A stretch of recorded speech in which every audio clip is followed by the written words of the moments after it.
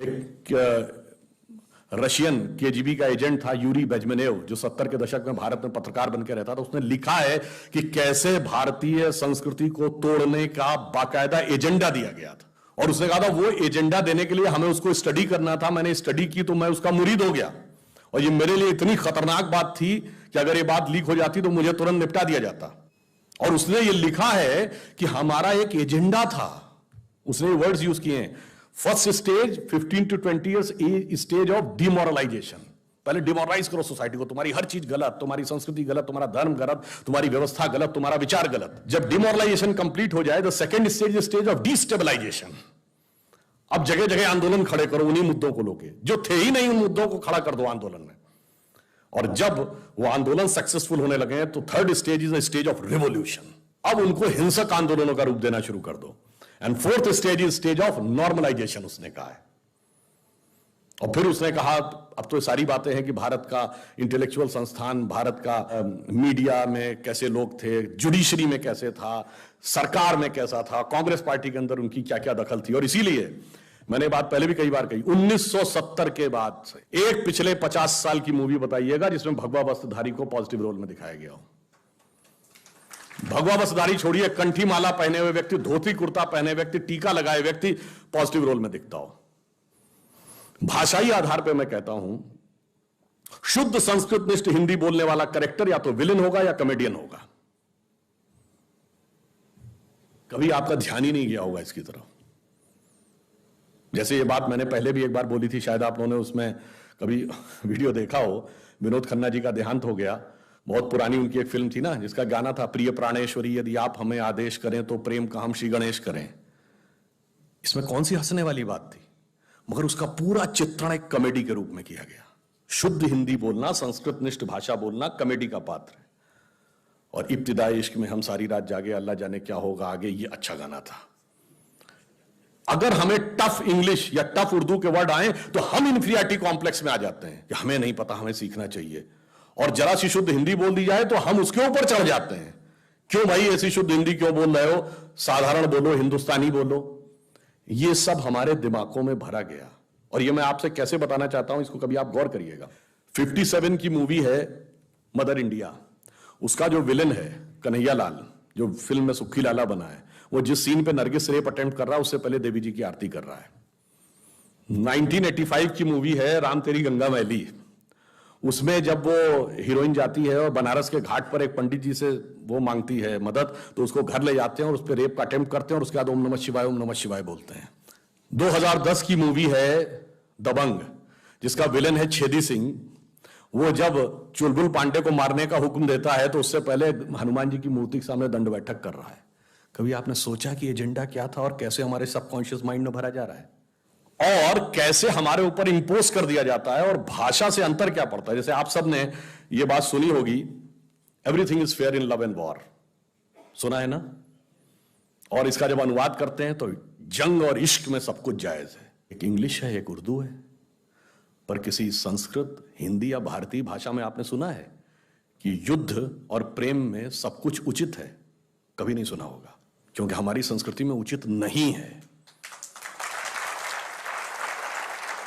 युद्ध का एक धर्म है और प्रेम का एक समर्पण है। अगर आप ये कह देंगे जो कहते थे everything is fair and love and war, तो वहां आतंकवाद भी होने लगा, क्योंकि फिर वो भी जायज है। और जो कहते हैं कि लव में सब कुछ जायज है, तो फिर एसिड भी फेंका जाने लगा। इसलिए जब आप भाषा छोड़ते हैं तो आप वो संस्कृति छोड़ते हैं, और वो आपके मानस पर कैसा प्रभाव डालती है आपको पता ही नहीं लगता। इसीलिए मैं कहता हूं, फिल्मों में पहले उर्दू मिक्स हिंदी बोलता था कोई नायक, अब जो है इंग्लिश मिक्स हिंदी बोलने लगा। वो हमारे दिमागों पर क्या असर डालती है ये हमें समझ में नहीं आता है। इसलिए मैं कहता हूं कि चाहे विचार हो, भाषा हो, किसी भी प्रकार की चीज हो, जब आप उसको समझने का प्रयास करते हैं कि वो आपके दिमाग पर क्या असर डाल रही है, तब आपको समझ में आता है कि वो मेरे अवचेतन मस्तिष्क में कहां कितनी गहराई तक ले जा रही है। अब दूसरी बात ये देख लीजिए, किसी भी मतलब हर भाषा की वर्तनी में एक वैज्ञानिकता भी होती है। जैसे संस्कृत भाषा है, जैसे मैं पहले भी ये बात कहा था कि आप अंग्रेजी बोलते हुए किसी व्यक्ति को सुनिए, आंख बंद कर लीजिए, उसके बाद आप बता देंगे कि ये पंजाबी बोल रहा है, ये बिहारी बोल रहा है और ये तमिल बोल रहा है।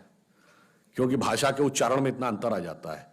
पर संस्कृत का श्लोक आप नहीं बता पाएंगे कि तिरुपति बालाजी में बोला जा रहा है कि वैष्णो देवी में बोला जा रहा है, क्योंकि उसकी वर्तनी इतनी शुद्ध है और लैंग्वेज ऐसी कि कर्नाटक के एक कवि हुए वेंकटाद्वरी, जिन्होंने एक बहुत छोटा सा लघु काव्य लिखा जिसका नाम है राघव यादवीयम।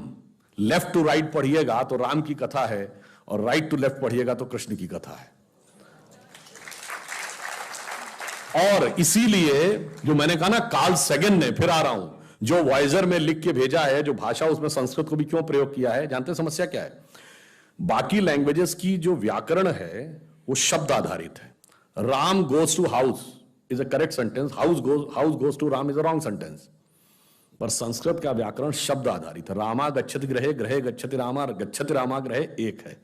इसलिए समस्या क्या है कि कोई परग्रही सभ्यता को आप 3 वर्ड्स का चित्र तो बना देंगे, पर यह कैसे गारंटी है कि वो इधर से इधर पढ़ेगी या इधर से इधर पढ़ेगी? आप एरो भी बना देंगे तो वो एरो को समझेगी या नहीं, इसकी क्या गारंटी है?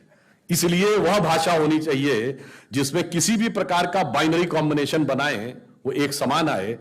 और फिर मैं ज्यादा विस्तार में न जाते हुए यह कहना चाहूंगा कि ये सारी बातें विदेश में सीखी जा रही हैं और हमें भड़काया जा रहा है कि तुम अपने धर्म ग्रंथ मत पढ़ो, ये सब बैकवर्डनेस है, इसके अंदर सिर्फ झूठ, पाखंड, भेदभाव के अलावा कुछ नहीं है। और विदेश में क्या हो रहा है, कोलंबिया यूनिवर्सिटी में जाइए तो प्लास्टिक सर्जरी का जनक सुश्रुत को बाकायदा एस्टेब्लिश किया गया, जाके वेबसाइट पे चेक कर लीजिएगा। और उसका सूत्रपात कहां से है? महाराष्ट्र की धरती से। सन 1794 में लंदन से एक मैगजीन निकलती है जिसका नाम है द जेंटलमैन। उसमें दो डॉक्टर हैं, टॉमस क्रूजो और जेम्स फिंडले। उन्होंने ये लिखा, एक पेपर पब्लिश किया कि सन 1793 में पुणे में उन्होंने देखा कि एक व्यक्ति जो टीपू सुल्तान की फौज में काम करता था, उसकी नाक काट दी गई थी और उसके मस्तक की खाल निकालकर नाक के ऊपर सेट करके नाक को दोबारा पुराने जैसा कर दिया गया। और करने वाले महत्वपूर्ण बात क्या है? कुम्हार जाति के लोग हैं, जिनको आज ओबीसी कहा जाता है। यह किसमें लिखा हुआ है? ये लंदन की द जेंटलमैन मैगजीन में 2 अंग्रेज लिख रहे हैं, इसमें कोई भारतीय नहीं और संघी भाजपाई तो कोई नहीं है। और इसके आधार पर मेलबर्न यूनिवर्सिटी और कोलंबिया यूनिवर्सिटी दोनों ने सुश्रुत को इसका जनक माना है, और जिसमें 1100 से अधिक डिजीजेस का वर्णन है, 180 चैप्टर्स हैं, बहुत सारी चीजें हैं, सारा डिटेल है। मगर हमारे यहां कहा जाता है कि नहीं, उसमें सिर्फ धूर्तता, पाखंडता और कुछ नहीं है। ये जो समझाने का प्रयास किया जाता है, इसलिए ये इसलिए समझने की जरूरत है कि भाषा के अंदर कितना ज्ञान और कितनी गहनता है।